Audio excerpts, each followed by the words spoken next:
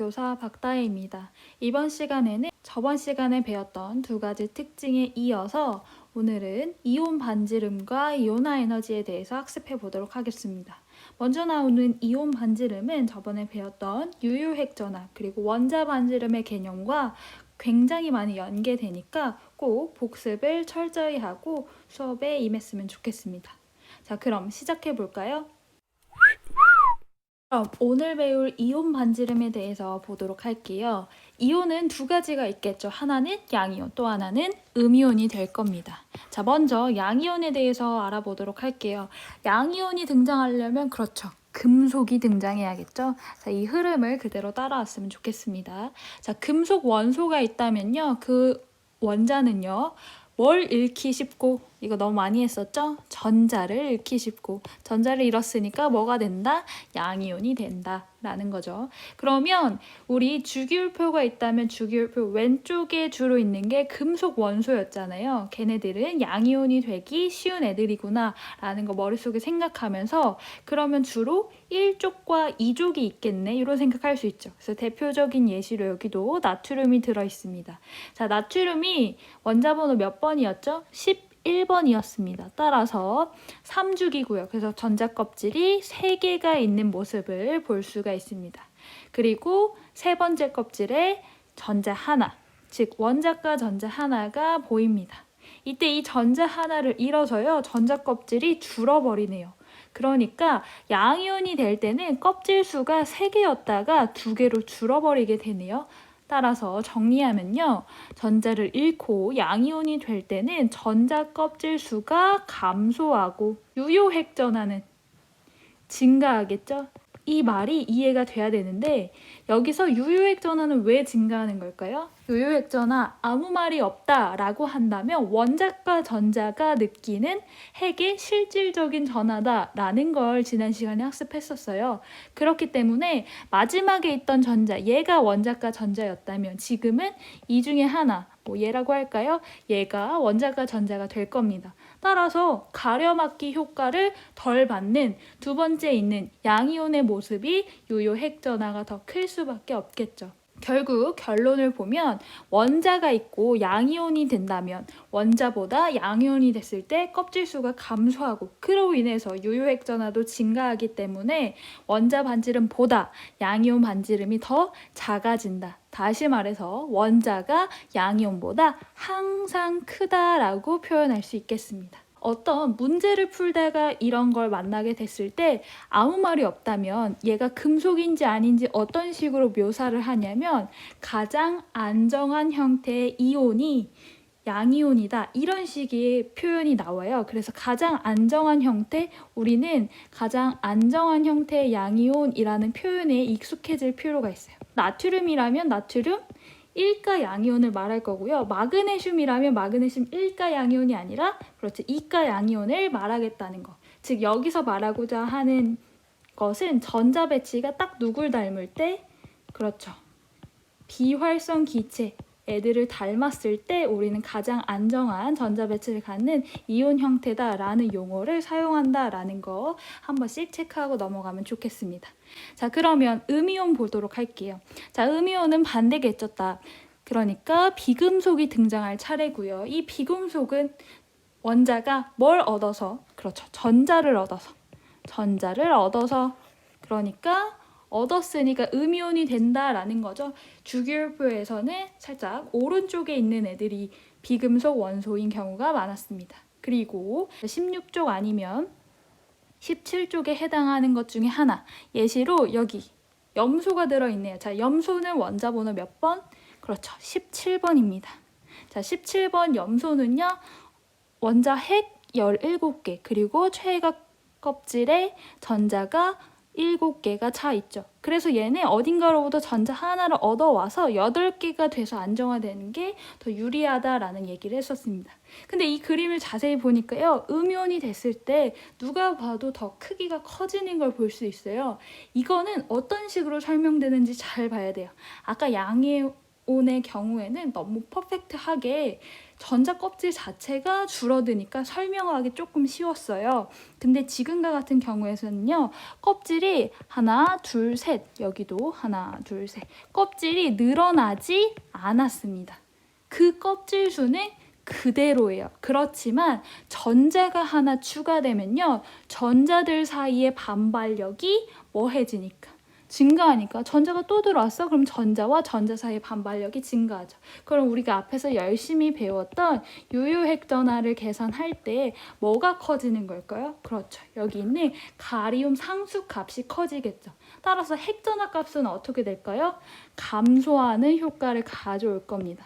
그러니까 여기 있는 전자가 느끼는 유효핵 전하가 오히려 더 감소하겠죠. 따라서 전자구름이 살짝 반발해서 살짝 퍼지는 효과가 생긴 거예요. 그래서 그림을 극단적으로 이렇게 그려놓은 겁니다.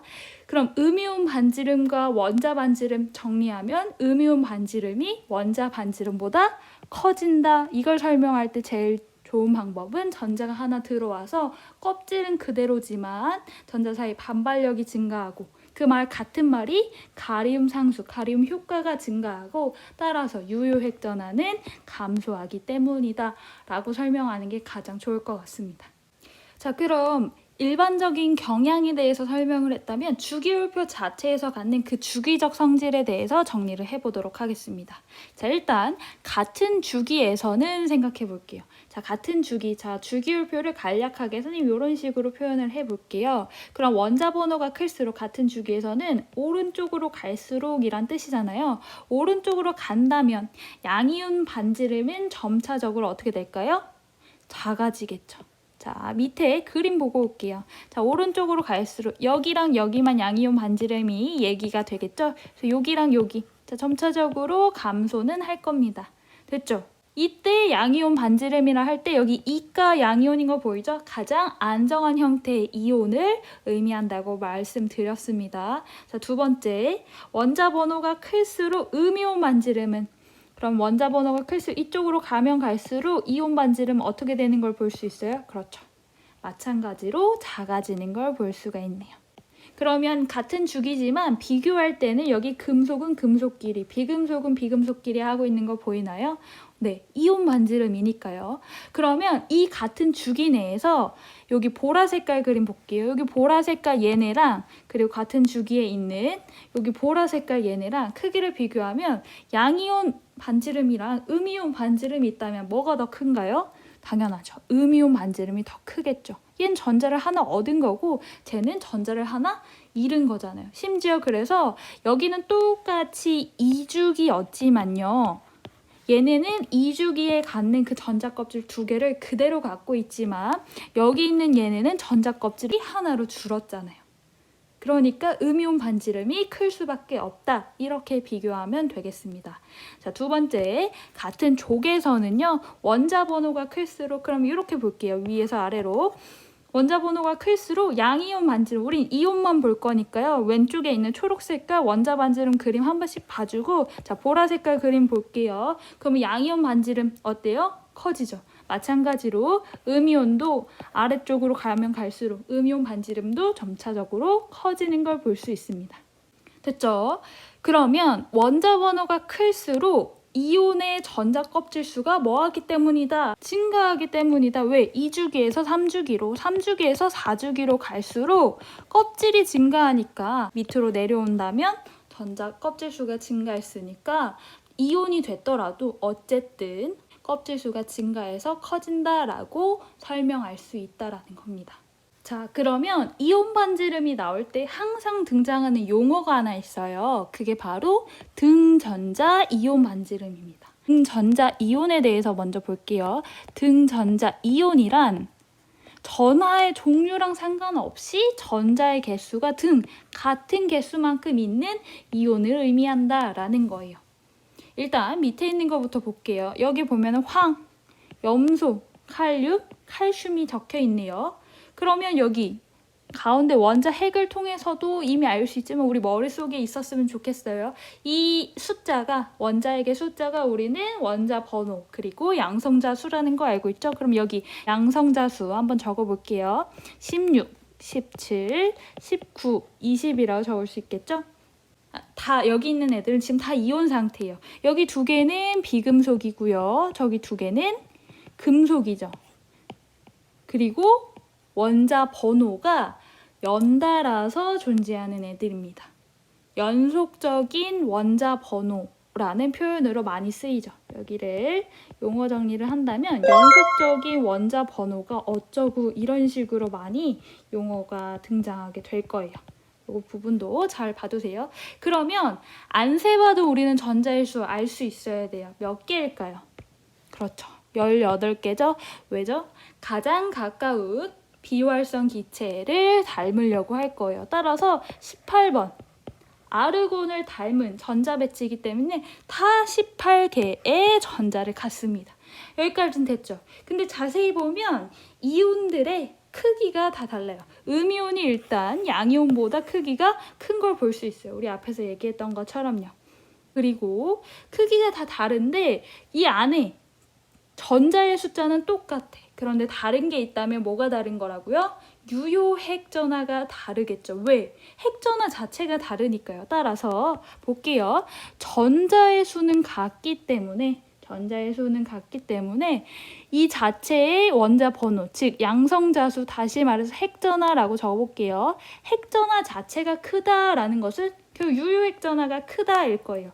자, 유효핵전화 가장 마지막에 있는 전자 다 똑같은 거겠죠. 여기 있는 전자. 그렇지만 핵전화가 다르기 때문에 이 마지막에 있는 전자가 느끼는 실질적인 전하도 다를 겁니다. 즉 핵전화가 클수록 유효핵전화가 클수록 보세요. 오른쪽으로 가면 갈수록 반지름이 뭐해지는 걸 볼 수 있어요? 작아지는 걸 볼 수 있죠. 왜? 핵전화가 커졌잖아요. 그러니까 더 잡아당긴다고요. 더 잡아당기니까 이들 사이의 거리가 더 수축해서 작아진다라고 앞쪽 원자 반지름에서도 주기 설명할 때 이 부분이 등장했었어요. 따라서 전자수가 같고 핵전화가 커지니까 이온 반지름은 감소한다. 즉 작아진다라고 적어볼게요. 작아진다. 될까요? 그러면 우리 여기서 이렇게 끝내기만 한다면 조금만 배우고 끝나는 느낌이에요. 그래서 이 그래프 하나 더 보고 넘어가도록 할게요. 자, 여기 그래프 하나 보면요. 원자 상태일 때랑 이온 상태일 때의 반지름을 나타낸 거예요. 근데 지금은 누가 질소고 누가 나트륨이고 누가 알루미늄인지 다 써서 알려줘 놨지만 그렇지만 문제 상황에서는요, 얘네가 다 지워져 있을 거예요. 그래도 우리는 이게 각각이 어떤 N지를 지정할 수 있어야 되고 문제를 통해서 해결해낼 수 있어야 돼요. 그러려면 이 그래프를 먼저 한 번은 해석해 봐야 되잖아요. 그래서 자세히 볼게요. 원자 반지름부터 보세요. 자, 초록 색깔 라인을 보면 같은 주기에서는 원자 번호가 증가할 때 감소하죠. 질소, 산소, 플로린 쪽으로 갈수록 감소하는 걸 볼 수 있어요. 마찬가지로 같은 주기에 있는 나트륨, 마그네슘, 알루미늄으로 갈수록 원자 반지름이 감소하는 걸 볼 수 있어요. 여기까지 됐죠? 그런데 이 밑에 원자 번호는 연속적이죠. 항상 문제에서 좋아하는 연속적인 원자 번호인 상황이에요. 그렇기 때문에 9번, 10번, 11번 우리 10번이 빠져 있지만 얘는 나타내지 않기 때문에 빼놓은 거지만 9번에서 11번으로 갈 때 갑자기 원자 반지름 초록 색깔 점이 증가하는 이유는 그쵸? 그러면 잘 보세요. 그러면 여기 빨간 색깔로 돼 있는 애들은 선이 하나예요. 얘네들은 다 전자를 몇 개씩 갖고 있는 거예요? 그렇죠. 그러니까 다 전자는 10개야. 그러니까 전자 껍질 수도 다 2개씩 있겠지. 그러니까 원자 번호, 즉 핵전화가 크면 클수록 원자 번호가 큰 13번 알루미늄이면 알루미늄일수록 점점 이온 반지름이 작아지는 걸 볼 수가 있습니다. 자, 넘어가 볼게요. 체크! 오늘 새롭게 배워야 될 주기적 성질 중에 두 번째, 이온화 에너지입니다. 자, 이온화 에너지는요, 주기적 성질을 설명하기 전에 먼저 이 그래프 먼저 볼게요. 자, 여러분이라면 우리 주식에 대해서 아무것도 모르더라도 앞으로 증가할까라는 생각을 할 수 있을 것 같죠. 증가하는 추세다. 그러한 경향성을 보인다라고는 말할 수 있을 거예요. 분명히 감소되는 부분도 있지만 전체적인 경향을 보고 이 그래프를 해석해내는 게 일반적인 특징입니다. 여태까지 이런 얘기 안 하다가 이온화 에너지의 도입부에서 이런 얘기 하는 데는 당연히 이유가 존재를 하겠죠.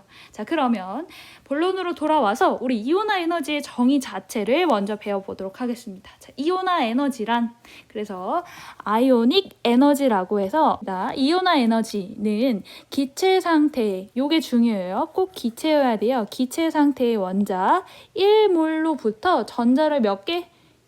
1몰에 해당하는 개수만큼 떼어내는데 필요한 에너지. 그러니까 몰당 킬로줄이라는 단위가 등장할 수밖에. 왜 그럼 기체 상태로 하지? 라는 거예요. 그 이유를 설명해 놨습니다. 왜 액체나 고체인 상태에서는 옆에 있는 애들의 영향을 너무 많이 받기 때문에 양이온이 되는데 필요한 에너지만 나는 계산하고 싶은데 다른 것도 영향을 줄 수 있기 때문에 우리는 그 인접한 애들끼리 거리가 먼 기체 상태에 대해서 이온화 에너지를 정의 내린다라는 겁니다. 그래서 기체 상태에 대해서 이온화 에너지를 1몰 떼어내는 전자 1몰 떼어내는데 필요한 에너지로 정의 내리고 있습니다. 우리 오른쪽에 있는 그림 먼저 볼게요. 여기 바닥 상태의 에너지에 있는 즉 여기에 있는 전자 하나를 맨 위에 n이 무한대인 상태로 떼어내는데 필요한 이만큼의 에너지를 이온화 에너지라고 부르게 된다라는 거죠. 여기까지 된 거죠? 자, 그거를 수식으로 한번 써볼게요. 화학이니까요. 자, 여기 어떤 메탈이라고 해볼게요. 금속 M이 있어요. 얘가 기체 상태로 만들었으니까 여기 기체로 표현한 거고요. 내가 특정 에너지를 줄 거예요. 이 에너지가 이온화 에너지겠죠. 주게 된다면 이 금속은 전자 하나를 잃게 돼서 양이온이 된 거고요. 전자 하나 잃었으니까 여기 이렇게 표현한 겁니다. 얘를 그림으로 보면요. 이거예요. 나트륨 기체 상태에 있는 이 전자 하나를 빼는데 난 이만큼의 에너지를 줄 거야. 그럼 어떻게 되냐면 얘는 전자가 빠져서 나트륨 양이온이 되고 전자 하나는 이렇게 빠져 있어 라고요. 되겠죠? 그러면 한 가지만 더 생각해 볼게요. 예시로 예를 들어서 지금 그린 거에선 나트륨이 전자 하나를 빼는데 필요한 이온화 에너지에 대해서 설명을 했잖아요. 만약에요, 선생님이 여기 있는 전자 하나를 빼고 싶어요. 그럼 어떤 식으로 수식을 쓰는지 잘 보세요.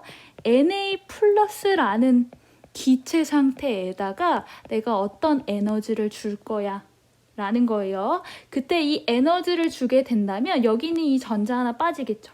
그럼 얘는 나트륨 2가 양이온이 될 거예요. 그리고 전자 하나 뺀 거, 얘 거를 여기 써주게 되겠죠. 이런 식으로도 쓰게 된다는 겁니다. 어떤 식인지 이해가 되나요? 좋습니다. 자, 그러면 밑에 내려와서 이온화 에너지의 주기성에 대해서 얘기해 볼게요. 주기율표를 간략하게 나타내면 이런 식으로 그릴 수가 있는데 이 모양에서 주기적 성질을 보면 오른쪽으로 갈수록 이온화 에너지는 증가하더라. 아래로 내려올수록 이온화 에너지는 감소하더라 라고 정리가 되어 있습니다. 자, 그 이유에 대해서 먼저 보도록 할게요. 자, 같은 주기에서는요. 원자 번호가 증가할수록 이쪽으로 가면 갈수록 이온화 에너지는 어떻게 된다? 증가한다. 답이 다 나와 있어요. 그럼 왜 증가하는데 이걸 알아야겠죠. 그 설명입니다. 원자 번호가 증가해 라는 건 같은 말, 양성자 수가 증가해 라는 거고, 그러니까 전자가 느끼는 뭐가 증가한다고? 계속 똑같은 말, 유효액 전하가 증가해 라는 거였죠.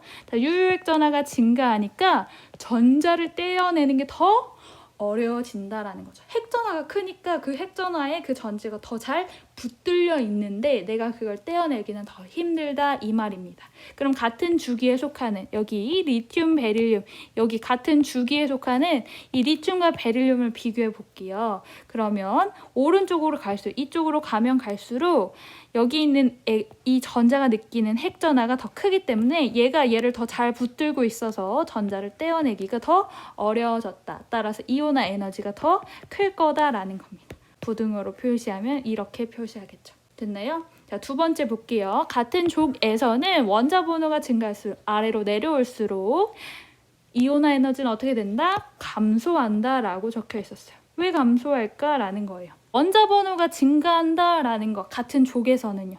뭐가 증가한다고요? 전자 껍질. 이거 계속 나오는 거죠? 전자 껍질 수 자체가 증가해요. 그러니까 원자핵과 전자 사이의 거리가 멀어져요. 그럼 전자 떼는 건 더 쉽다라는 거죠. 여기 아까 리튬 베릴륨을 예로 들었다면 이 리튬 밑에 있는 리튬 나트륨으로 예를 들어볼게요. 리튬 나트륨 같은 족이야. 그럼 얘는 2죽이라 껍질 2개, 얘는 3죽이라 껍질 3개예요. 그럼 여기 마지막에 있는 이 전자 하나 떼는 거랑 여기 있는 이 전자 떼는 거랑 뭐가 더 쉽다고요? 더 커서 이 핵에 의해서 더 덜 붙들려 있는 얘를 떼어내기가 훨씬 쉽다고요. 따라서 둘 중에 이온화 에너지 누가 더 커? 부등으로 나타내. 그러면 리튬이 더 크겠다라는 겁니다. 밑에 있는 문제를 한번 풀어보도록 하겠습니다. 자, 그러면 문제를 풀어볼게요. 우리가 지금까지 배운 건 경향성이에요. 그럼 경향성만으로 이온화 에너지를 한번 풀어보려고 해볼게요. 나트륨, 마그네슘 같은 족이고요. 오른쪽으로 갈수록, 즉 마그네슘이 더 오른쪽에 있어요. 그러니까 이온화 에너지는 누가 더 클까요? 마그네슘이 핵전하가 더 크니까 더 많이 붙들고 있어서 오른쪽에 있는 마그네슘이 더 떼어내기가 힘들 겁니다. 베릴륨 붕소 또 같은 죽이잖아요. 그럼 오른쪽에 있는 붕소가 더 크겠죠 라고 생각할 수 있고요. 자, 리튬 나트륨이에요. 그럼 밑으로 내려갈수록에 해당하는 예시죠. 자, 밑으로 내려갈수록 이온화 에너지는 더 작아진다고 했으니까 더 위쪽에 있는 리튬이 더 크겠다라고 생각할 수가 있어요. 자, 인, 황 같은 죽이죠. 인 다음에 황이 등장하니까요. 그러면 황이 더 오른쪽에 있고 유효액 전하가 더 클 거니까 황에 있는 전자를 떼어내는 게 더 어려울 거야 라고 이렇게 표시할 수 있을 겁니다. 그럼 우리는 지금 퀘스천 2번을 풀 때요. 선생님 풀 때요. 잘못된 점이 있어요. 단순하게 뭘로만 접근했냐면 경향성으로만 접근했습니다. 그래서 채점을 해보면요. 이거 맞고요. 이거 맞아요. 우리가 오늘 배운 대로 똑같은 예시 이거대로 이렇게 푼 거고요. 이거대로 이거 푼 거예요. 그런데 얘랑 얘는 틀렸어요. 그러면 선택지 2번과 선택지 4번이 틀렸다라는 것을 지금까지 배운 경향성만으로는 단순하게 접근해서는 해결할 수 없다라는 거겠죠? 더 자세히 배워보도록 하겠습니다. 방금 푼 문제에서 2번과 4번을 그냥 단순히 경향성만으로는 설명할 수 없었어요.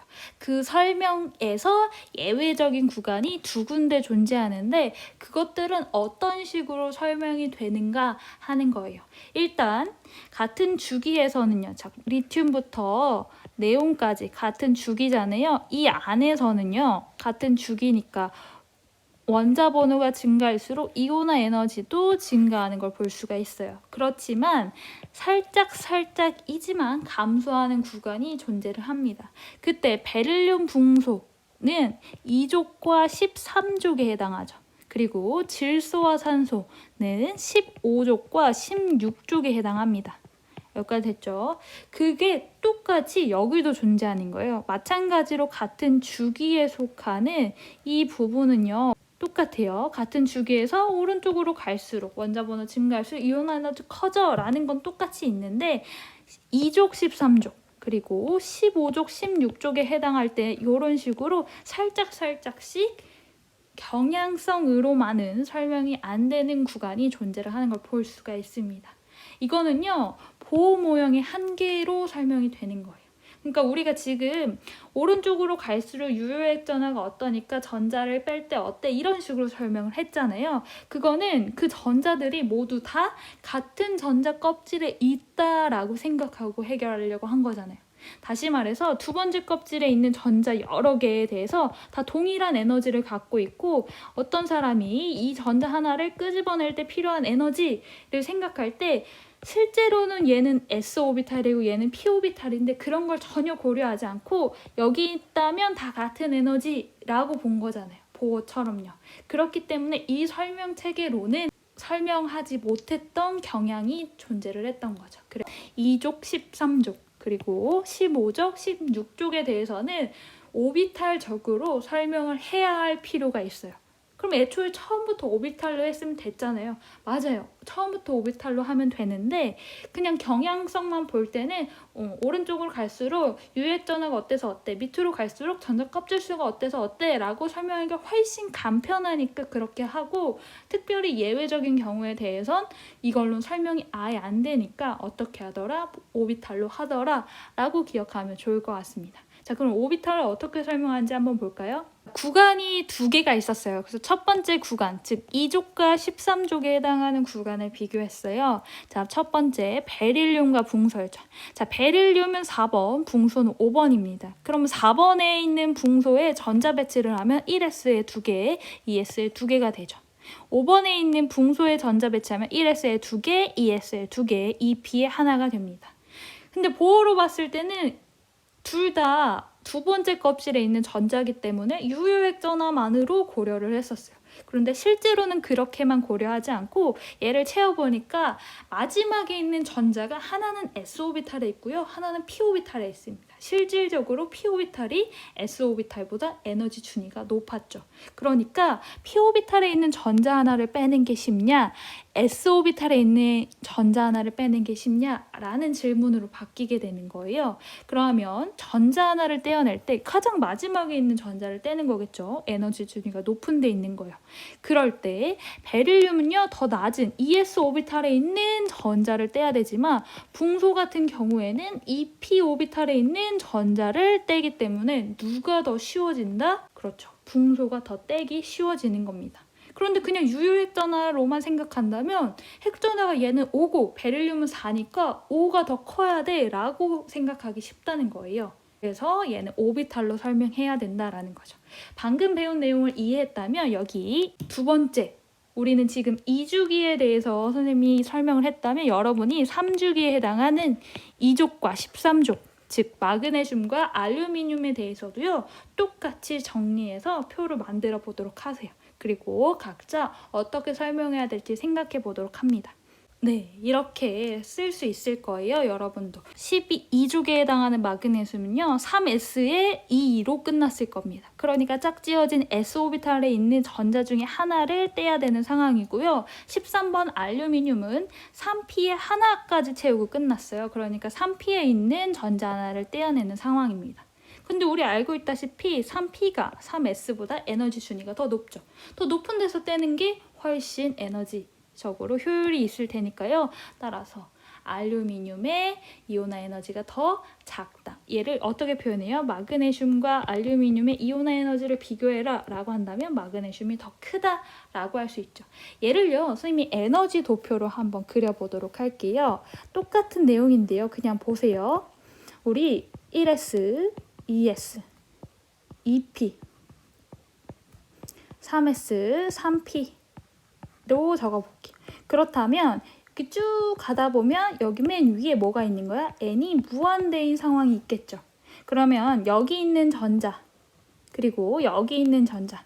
그래서 첫 번째 경우 3s에 있는 전자를 무한대까지 하려면 이만큼의 에너지가 필요해요. 이게 마그네슘에 대한 거죠. 그런데 3p에 있는 전자를 무한대까지 가져가는 이게 알루미늄이죠. 그러니까 누가 더 이온화 에너지가 큰 거예요? 마그네슘이 더 크다라고 설명할 수 있는 겁니다. 자, 이렇게 에너지 준위로도 설명할 수 있다라는 거예요. 그림 한 번씩 봐두고 자, 두 번째 예시를 보도록 할게요. 두 번째 구간이 어떤 식으로 설명이 되는지 보도록 할게요. 자, 두 번째 구간은 아까 보니까 15족이랑 16족이었죠. 자, 첫 번째 2주기에 해당하는 15족, 16족은 질소와 산소입니다. 자, 질소 전자 배치하면요. 1s에 2개, 2s에 2개, 2p에 3개입니다. 자, 산소는요. 1s에 2개, 2s에 2개, 2p에 4개인데요. 훈투 규칙에 의해서 하나 채우고 마지막에 거꾸로 들어가는 모습을 볼 수 있습니다.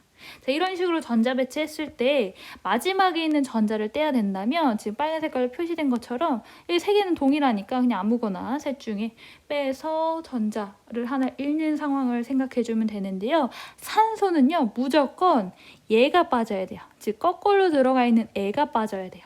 왜죠? 그러니까 질소는 이 세 개 중에서 하나 아무거나 빼면 돼요. 되겠죠? 산소는 이 네 개 중에서 꼭 얘만 빼야 되는 상황인 거죠. 그럼 생각해 보세요. 똑같이 EP라는 에너지 준이에요. 아까랑 다르죠? 아까는 아예 2S냐 2P냐 혹은 3S냐 3P냐 에너지 준이 자체가 달랐으니까 전자를 떼는데 필요한 에너지가 다르다라는 식으로 설명을 했었지만요. 지금은 동일하게 EP라는 에너지 를 갖는 전자지만 이 안에서 이 전자가 갖는 전자를 떼어낼 때 필요한 에너지는 다를 수 있다는 거죠. 우리 반만 채워진 전자들이 갖는 안정도에 대해서 설명을 한 적이 있었잖아요. 그래서 질소가 특별히 안정하다라고 했었어요. 기껏 반만 채워서 안정하게 홀 전자가 하나씩 있게 해놨는데 여기에서 전자를 빼야 돼요. 매우 힘이 듭니다. 그런데 산소는요, 이렇게 4개 채워져 있다가 거꾸로 뒤집힌 이 전자를 하나 빼게 되면 반만 채워진 전자 배치를 갖죠. 빨리 빼버리고 싶을 거예요. 무슨 말인지 알겠어요? 간단하게 설명하면 이렇게요. 그래서 질소는 p오비탈에 홀전자 3개 들어있는 매우 안정한 상태에서 전자를 떼어내야 되니까 힘들어. 그러니까 이온 에너지가 클 거야 라는 거고요. 산소는 짝을 지은 전자 중 하나를 떼어내야 되니까 이 전자와 이 전자 사이에 반발력이 있겠죠? 이렇게 설명하는 거예요. 반발력 때문에 이 전자를 빼는 게 얘를 빼는 것보다 쉬워라는 거죠. 따라서 예상할 때는요, 질소, 산소 오른쪽으로 갈수록 유액전화 커져. 그러니까 이렇게 될 거야 라고 했지만 실제로는요, 질소, 산소가 있다면 얘가 더 힘들다고요. 왜? 기껏 반만 채워놨는데 떼야 돼. 얘는 반발 때문에 떼기 쉬워로 설명을 하고 있어요. 그러니까 얘는 오비탈 전자 배치를 해야지만 설명이 유리하다라는 겁니다. 됐죠? 그러면 2주기에 대해서 제가 설명을 해드렸으니 여러분들은 3주기에 해당하는 15족, 16족 인과 황에 대해서 마찬가지로 직접 해보고 저랑 맞춰보도록 하세요. 제가 쓴 거랑 한번 맞춰보도록 할까요? 자, 15번 E는요, 전자 배치를 하면요, 1S에 2개, 2S에 2개, 2P에 6개, 3S에 2개, 3P에 3개로 끝이 납니다. 그러니까 3P의 이 3개가요, 모두 홀전자 훈투 규칙에 의해서 최대가 되게 채워진 상태, 매우 안정했는데 그 중에 하나를 떼야 되는 상황이고요. 자, 16번 황은 1S에 2개, 2S에 2개, 2P에 6개, 3S에 2개, 4P에 4개인데 그 중에 꼭 빼야 되는 전자는 이렇게 짝지어진 전자 중에 하나를 떼야 돼서 이 전자랑 이 전자 사이의 반발 때문에 얘는 훨씬 떼기 쉬워진 상태다라는 겁니다. 따라서 둘의 이온화 에너지를 비교하면 인이 황보다 이온화 에너지가 크다라고 설명을 할 수 있다는 거죠. 자, 그러면 그래프 하나만 더 볼게요. 앞서 봤던 그래프랑 똑같은 그래프예요. 그런데 얘를 함께 겹쳐서 나타낸 겁니다.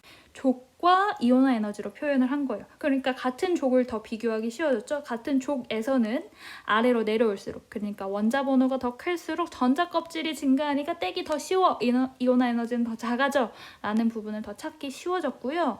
두 번째, 같은 주기에서는 오른쪽으로 갈수록 이온화 에너지는 커져 라는 경향성이 둘 다 확인이 잘 되고 있어요. 그리고 동일하게 2족, 13족, 그리고 15족, 16족에 대해서는 오비탈로 설명하는 게 조금 더 이온화 에너지의 경향을 확실하게 이해하는 방법이다를 더 짚고 넘어갈 수 있을 것 같습니다. 자, 이제 중요한 거예요. 아까 이온 반지름에서 포인트는 어떻게 보면 등전자 이온이었다면 이온화 에너지에서의 핵심은 순차적 이온화 에너지예요. 마찬가지예요. 기체 상태의 중성 원자 1몰에 있는 전자를 1몰만큼 빼어내는데 필요한 에너지를 이온화 에너지라고 배웠잖아요. 그러니까 우리는 전자 1몰 빼는 것만 생각을 했던 거예요. 걔를 이제 명명하자면 제1 이온화 에너지, E1이라고 씁니다. 됐죠? 그러니까 1몰 떼어내는데 필요한 에너지라는 거죠. 그럼 그 상태에서 하나 더 떼는 거예요. 아까 예시 들었던 것처럼요. 그러면 제2 이온화 에너지는요, 거기에서 전자를 하나 더 떼는 거죠. 그럼 초기 상태로 따졌을 때는 전자가 총 몇 개 빠진 상태? 2몰만큼 빠진 상태예요. 그만큼에 해당하는 에너지가 바로 제2 이온화 에너지예요. 여러분들이 여기에서 착각해서 틀리는 경우가 정말 많아요. 이게 뭔지 설명을 더 자세히 해보도록 할게요.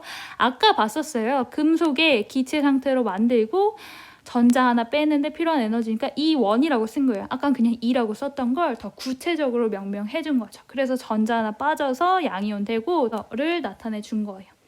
그 상태에서, 즉 얘가 그대로 와서 여기에서 한 번 더 에너지를 줘서 얘가 이가 양이온이 되게 하고 전자가 또 빠졌다면 얘를 합쳐서 쓸 수 있겠죠. 제가 한번 합쳐서 써볼게요. 그러니까 초기 상태에 대해서 어떤 에너지를 줬을 때 얘가 M2가 2가 되고, 자, 기체 상태까지 써볼까요? 그렇게 된다면 전자는 총 처음으로부터 몇 개 뺀 거? 2개 뺀 거라는 거죠.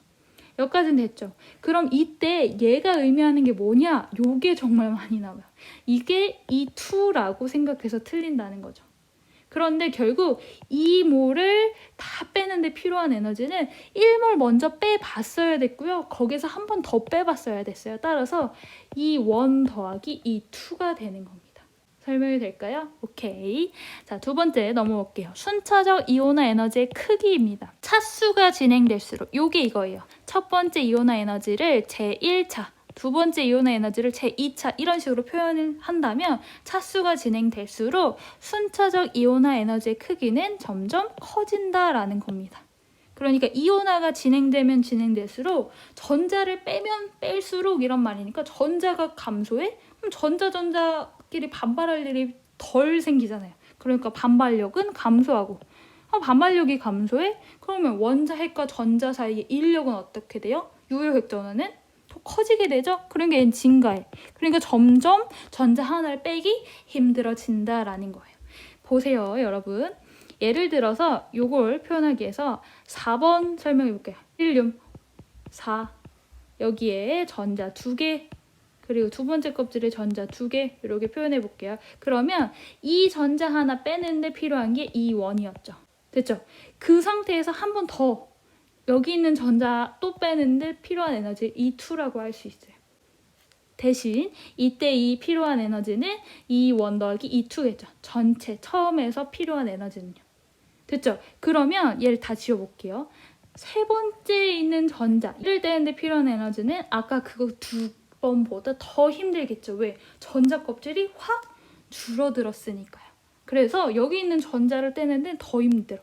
전자는 줄어서 전자 사이의 반발력은 감소했고 나랑 얘 사이는 점차적으로 더 가까워질 거니까 인력은 증가할 거야. 그러니까 점점 차수가 증가하면 증가할수록 제1 이온화 에너지보다는 제2 이온화 에너지가, 제2 이온화 에너지보다는 제3 이온화 에너지가 이런 식으로 점차적으로 이온화 에너지는 커진다라는 특징이 있습니다. 자, 순차 이온화 에너지는 그러니까 차수가 커질수록 증가하겠죠. 여기까지는 퍼펙트해요. 아까 이미 설명한 부분. 근데 한 가지 더. 전자 껍질이 바뀌면 급격히 증가. 증가는 증가인데 어떤 구간에서는 얘가 확 증가하는 순간이 생긴다는 뜻이에요. 그래서 전자 껍질이 바뀌면 원자핵과 전자의 평균 거리 자체가 어떻게 돼? 감소하겠죠. 그러니까 더 인력은, 즉 인력, 유효핵 전하가 더 크게 작용하니까 거기 있는 전자를 떼어내는데 필요한 에너지가 커지게 되겠죠. 예를 들어서 지금 베릴륨이에요. 똑같이. 즉 하나, 둘, 셋, 넷이었는데 여기 있는 전자 하나를 떼어내는데 필요한 에너지가 E1 900kJ였어요. 그리고 하나, 둘, 셋, 여기 있는 이 전자를 떼어내는데 필요한 에너지 E2가 1757 에너지였어요. 그러니까 E1보단 E2가 크죠. 확 증가했어요. 됐죠? 근데 얘가 빼지고 나니까 껍질이 어떻게 됐어요? 하나로 줄었다고요. 그리고 이제 여기 있는 전자 얘를 떼야 돼. 이게 E3가 되겠죠. 자, 제3 이온화 에너지는요. 제2 이온화 에너지보다 커요. 여러분 잘 보세요. 얘는 하나, 둘, 셋, 네 자리고 얘는 5자리야. 그러니까 갑자기 확 커지는 거죠. 그러니까 여기에서 여기로 갈 때 확 커져. 왜? 껍질이 없어지니까 가려막기 효과. 그렇죠. 유효핵 전하가 갑자기 엄청나게 증가하는 거예요. 그래서 떼기가 너무너무 힘들어졌더라라는 겁니다. 따라서 베릴륨의 이온화 에너지를 비교했을 때 E1, E2, E3를 비교한다면 좀 커지고 그거보다 확 커져. 이때 확 커져에서 우리가 정리해야 될 부분, 이 구간에서 뭐가 바뀌었다? 전자 껍질 수가 바뀌었다라는 걸 알 수 있고 전자 껍질 수가 알려주는 거. 전자 껍질 수가 왜 줄어들었겠어요? 그만큼 필요한 전자가 다 사라져서 껍질이 바뀌어야 되는 구간이란 뜻이잖아요. 그럼 가장 안전한 상태였다는 게 이 상태였다는 거잖아요. 즉 이걸 통해서 족을 알 수 있는 거예요. 보세요. 2죠 2. 2족이었다라는 거예요. 베릴륨은 2족이죠. 그러니까 2족에서 13족으로 갈 때 확 증가하게 되는 거예요. 전자 껍질이 확 변한다. 그러니까 얘는 2족에 해당하는 어떤 원소구나. 예를 들어 볼게요. E1, E2, E3 이렇게 써볼까요? 증가하는데 1에서 2로 갈 때 갑자기 확 증가해. 이런 식의 문제가 있었다면 얘는 여기에서 전자 껍질이 확 바뀌었구나. 그러니까 얘는 몇 족 원소다? 1족 원소다. 이런 식으로 알 수 있다는 얘기예요. 그거를 정리해 놓은 게 밑에 있어요. 마찬가지로 이 빈칸도 한번 직접 채워보도록 하세요. 자, 그러면 여러분 생각해 보세요. 수소는 제2 이온화 에너지를 생각할 수 있을까요? 만약에 나트륨을 나타낼 때 제1 이온화 에너지, 제2 이온화 에너지 이런 식으로 표현한다면 나트륨 원자 번호 11번이잖아요. 그러면 제11 이온화 에너지까지 존재할 수 있어요. 예를 들어서 칼륨의 이온화 에너지는 제 몇 차 이온화 에너지까지 존재할 수 있을까요? 다음 시간에 마저 배워보도록 하겠습니다.